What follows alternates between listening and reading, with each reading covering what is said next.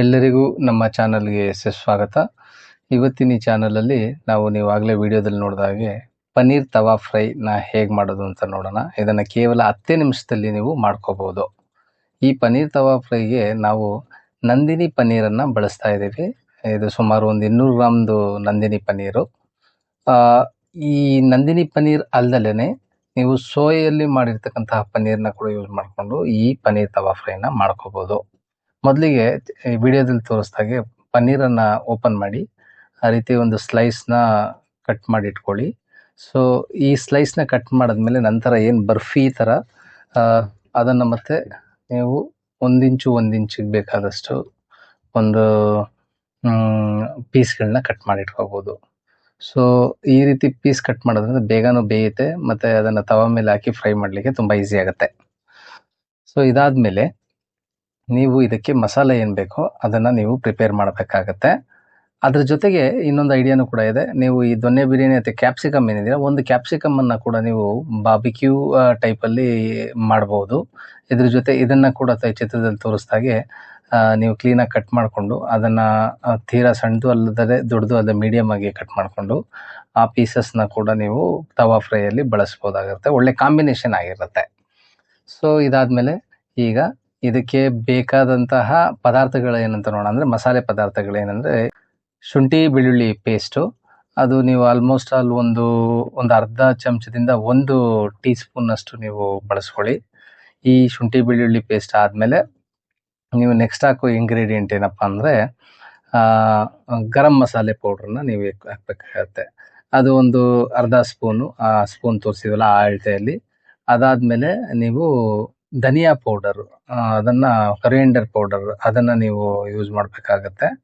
So ಇದಾದಮೇಲೆ next ನೀವು ಅಚ್ಕಾರದ ಪುಡಿನ ಒಂದು ಅರ್ಧದಿಂದ ಅಳತೆಯಲ್ಲಿ ನೀವು ಹಾಕೋಬೋದು.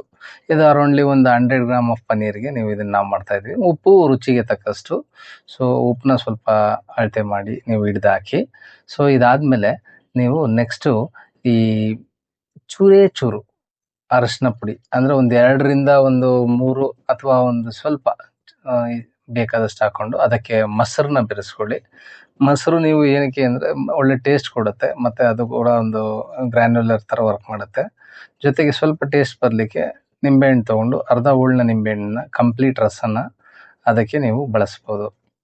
ಇದಾದಮೇಲೆ ನೀವು ಸ್ವಲ್ಪ ಒಂದು 2ರಿಂದ 3 ಟೀ ಸ್ಪೂನ್ ಅಥವಾ 1.5 ಟೇಬಲ್ ಸ್ಪೂನಷ್ಟು ಎಣ್ಣೆ ಅಥವಾ ಅಲ್ಲಿ ತೋರಿಸಿದಷ್ಟು ಎಣ್ಣೆನ ನೀವು ಬಳಸ್ಕೊಂಡು ಅದನ್ನು ಕಲಸಿ ಮಿಶ್ರಣ ಮಾಡಿ. ಸೊ ದಟ್ ಅದು ಒಳ್ಳೆ ಕಲರ್ ಕೊಡ್ತದೆ ನಿಮಗೆ ಮತ್ತು ಒಳ್ಳೆ ರುಚಿಗೆ ಬೇಕಾದ ಮಸಾಲೆನ ಕೊಡುತ್ತೆ. ಸೊ ಇದಾದ ನಂತರ ನೀವು ಇದನ್ನು ನೀವು ಚೆನ್ನಾಗಿ ಮಿಕ್ಸ್ ಮಾಡಬೇಕು ಈ ವಿಡಿಯೋದಲ್ಲಿ ತೋರಿಸ್ದ ಹಾಗೆ.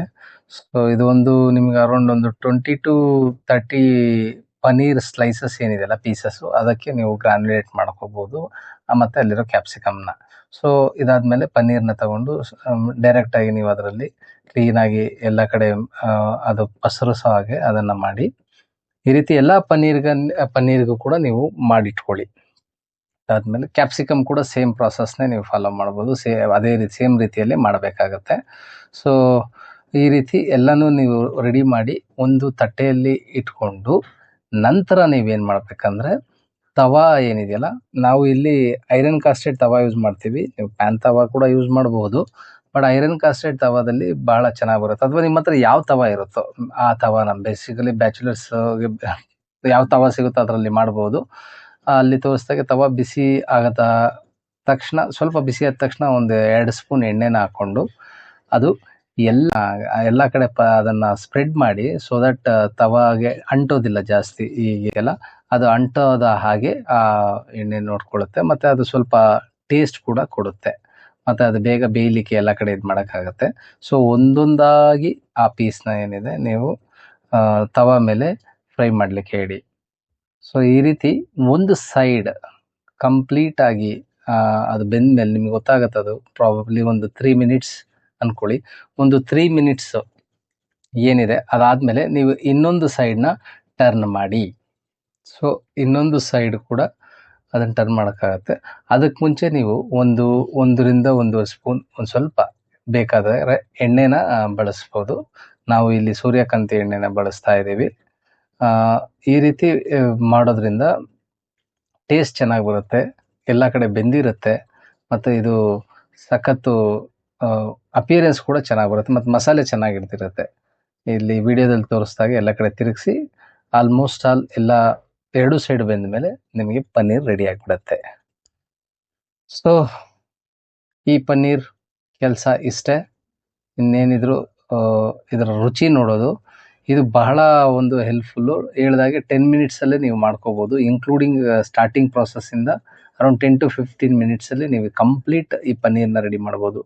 ನಿಮಗೆ ಹೊರಗಡೆ ಸ್ನ್ಯಾಕ್ಸ್ ತಿನ್ನಿಸೋ ಅಭ್ಯಾಸ ಇಲ್ಲ, ಮನೆಯಲ್ಲೇ ಮಾಡ್ಕೋಬೇಕು ಹೆಲ್ದಿಯಾಗಿ, ಸ್ವಲ್ಪ ಯಾವುದೇ ರೀತಿ ಕಲಬೆರಕೆ ಇಲ್ದಂಗೆ ಅಂದರೆ ಈ ರೀತಿ ಸ್ನ್ಯಾಕ್ಸ್ ಮಾಡ್ಬೋದು. ಗೆಸ್ಟ್ ಬಂದಾಗ ಅಥವಾ ಸ್ಪೆಷಲಿ ಮಾನ್ಸೂನ್ ಮಳೆಗಾಲದಲ್ಲಿ ಈ ಸ್ನ್ಯಾಕ್ಸ್ಗಳು ಬಹಳ ಬಹಳ ಚೆನ್ನಾಗಿರುತ್ತೆ, ಈಸಿಯಾಗಿ ಮಾಡ್ಬೋದು. ಥಿಂಕ್ ಮಾಡೋದೇ ಬೇಕಾಗಿಲ್ಲ, ಏನಪ್ಪ ಸ್ನ್ಯಾಕ್ಸ್ ಮಾಡ್ಬೋದು, ಪನ್ನೀರ್ ಫ್ರಿಜ್ಜಲ್ಲಿ ತಂದಿಟ್ಟು ಯಾವಾಗ ಬೇಕು ಅವಾಗ ಮಾಡಿಕೊಂಡು ಇದನ್ನು ರುಚಿ ಮಾಡ್ಬೋದು. Thank you for watching. Happy cooking. ನಿಮ್ಮ ಫೀಡ್ಬ್ಯಾಕ್ ಕಮೆಂಟ್ ನಮ್ಮನ್ನು ಒಳ್ಳೆ ವಿಡಿಯೋ ಹಾಕ್ಲಿಕ್ಕೆ ಹೆಲ್ಪ್ ಮಾಡುತ್ತೆ. Thank you.